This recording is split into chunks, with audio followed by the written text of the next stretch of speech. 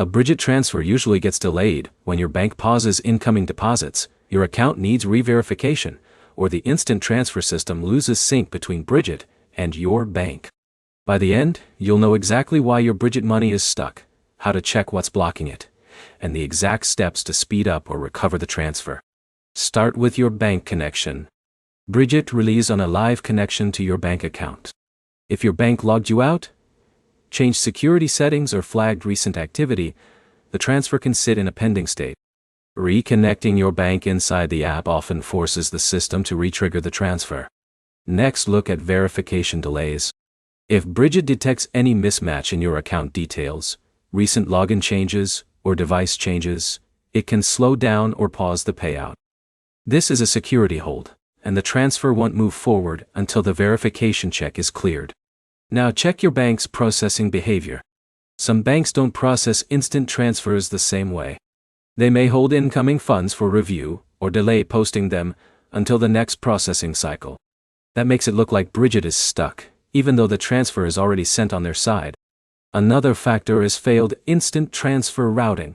Brigit uses fast transfer networks that depend on your bank being fully compatible. If your bank has partial support or temporary outages in the transfer network, the money can sit in transit longer than expected or fail without a clear notification. App-side delays also happen. If Brigit is experiencing high demand or sensing issues with banking partners, transfers can queue up before processing. In that case, the delay is on the system side and usually resolves after a retry window. You also need to check for repeated transfer attempts. Multiple requests in a short time can trigger fraud prevention systems in either Brigit or your bank. When that happens, the transfer can be paused automatically until the activity looks normal again. Here's the simple breakdown.